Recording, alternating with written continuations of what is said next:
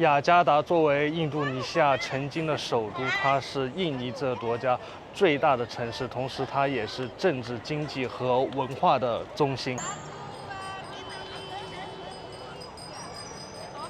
那现在我就来到了法塔希拉广场，可以看到这边有很多的当地人都在这边散散心，因为这边附近有很多的博物馆。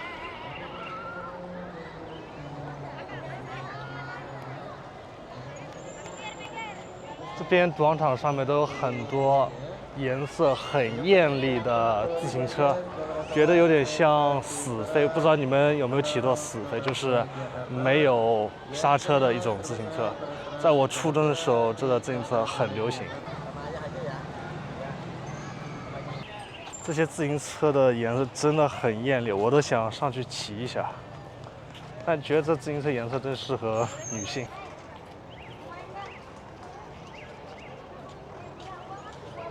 这里的建筑风格跟印度尼西亚本土的当地建筑有很大的区别，因为这里建筑风格是殖民时期的建筑，而殖民就是荷兰人。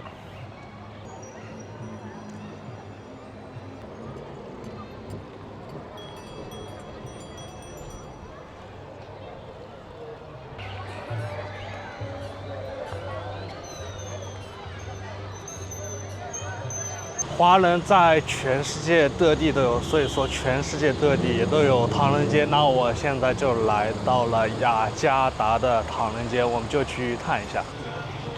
来到这边，感觉就真的像回到了中国一样。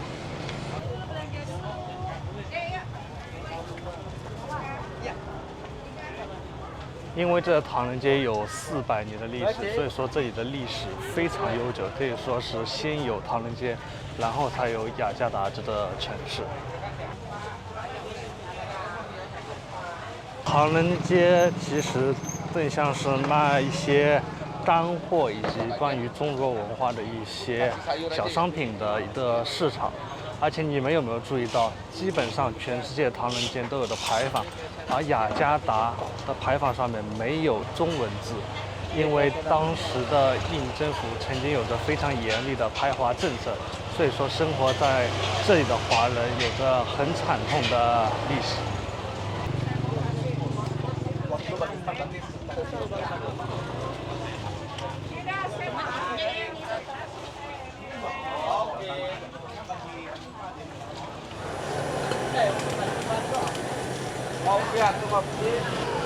多么亲切的中文字，竟然还有卖锅贴的在这里。穿过那个嘈杂菜场之后，就来到了我身后的金德院，也是雅加达唐人街最重要的寺庙。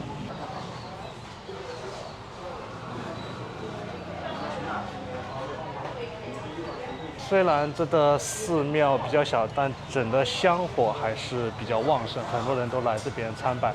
好像中国人去哪里旅游啊，唐人街肯定是必去的一个景点，不知道你们有没有发现？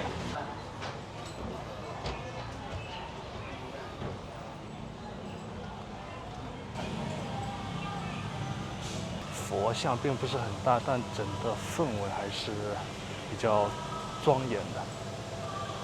还有孙悟空哎。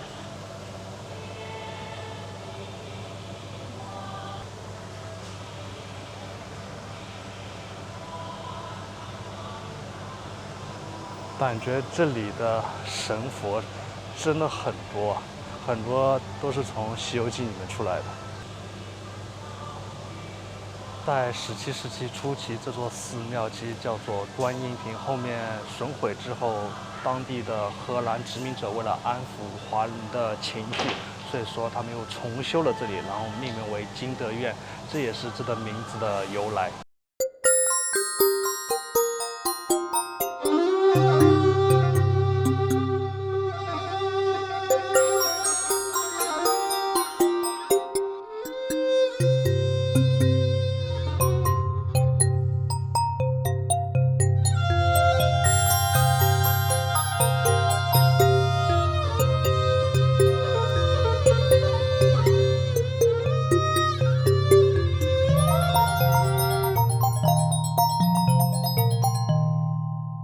真的很高兴看到雅加达还有这样的很传统的一个华人寺庙，不知道你们觉得这里怎么样？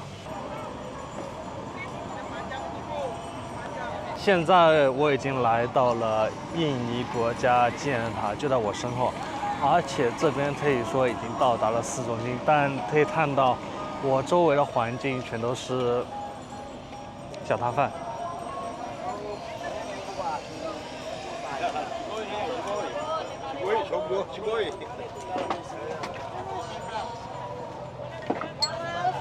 各种美食应有尽有，没有你想不到的。这座塔它整个高度是137米，而塔的顶端有着精致的火焰雕塑，重约4吨。可以看到这个广场真的是很大很大，而且可以看到对面全都是高楼大厦，也是我在印度尼西亚第一次看到那么多的高楼大厦，因为一般都是比较矮的平房。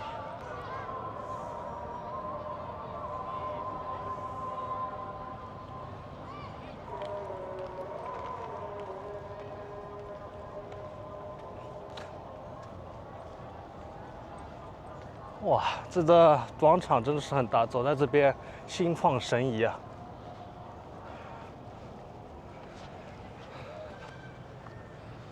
而且从塔的另外一端可以看到清真寺，也是这个雅加达城市比较重要的清真寺。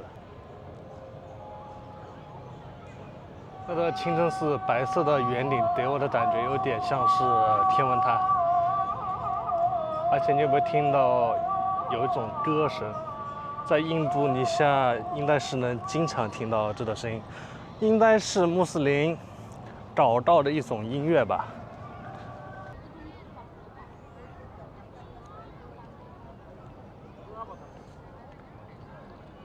如果你要去这个纪念塔，其实是要买门票的。下面1层的话就是一些博物馆，而顶层的话还要另外买一张门票。那如果你们有兴趣的话，可以去买一张门票去看一下。我就算了，因为我对这里的兴趣并不是很大。可以看到很多人都会来到这个广场，并且和我身后的纪念塔合影。但说实话，雅加达这个城市真的是比较无聊，没有什么很有特色的景点，更多的是一些纪念塔、广场以及清真寺。但来印度尼西亚旅游，雅加达这个城市也是必须去的一个城市。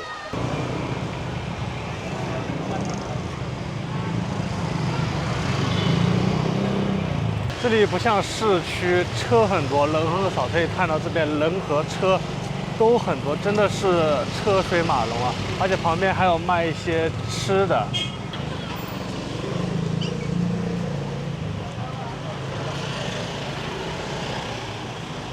这里的食物基本上没有太多选择，最主要就是丸子汤，还有就是炒面和炒饭。那印尼人感觉他们每天都吃，这就是他们的家常饭。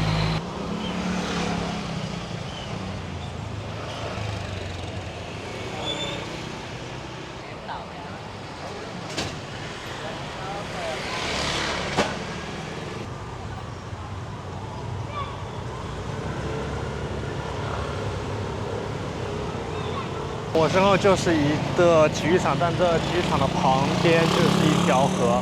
我们现在就一直沿着河走，但这个河说真的很脏，而且第一次走在这河旁边可以闻到一股臭味。但可能对当地人来说已经习惯，因为他们住的时间很长，已经习惯这个臭味，所以说是闻不到这个臭味的。但我走在这边就会闻到一种比较浓重的臭味。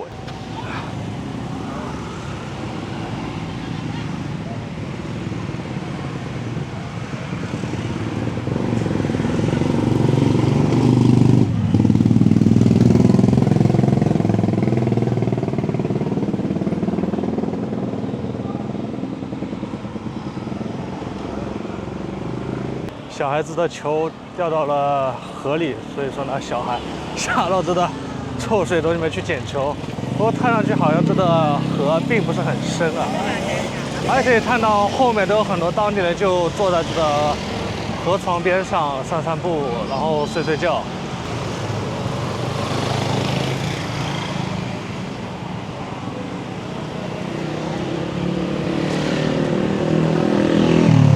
感觉他们的生活真的是无忧无虑啊，快乐才是第一位。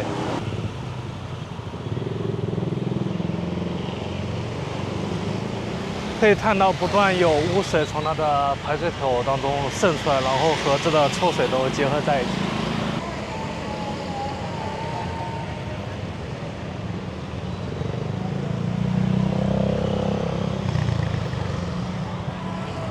真的是很久没有看到这么脏的河了，太脏了，而且旁边都是一些小吃摊，还有一些情侣啊、路人啊，走在这边，坐在这边，在这边散心，不可思议。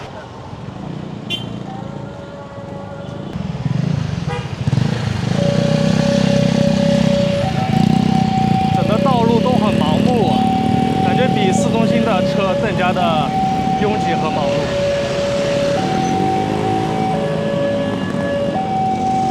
但走在这边真的是可以体会到当地真正的印尼人的生活，这也是绝大多数印尼人目前的生活现状。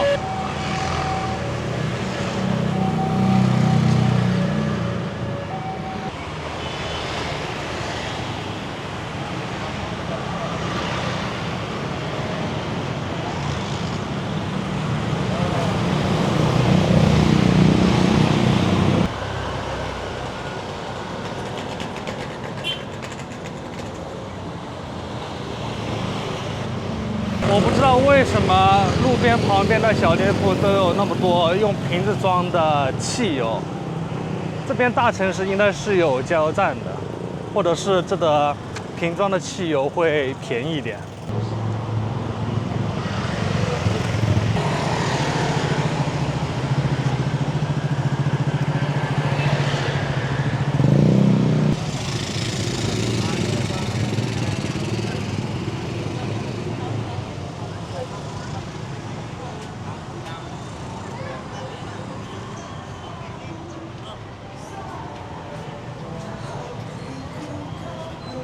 可以看到都是摩托车，印度尼西亚也是一个摩托车大国。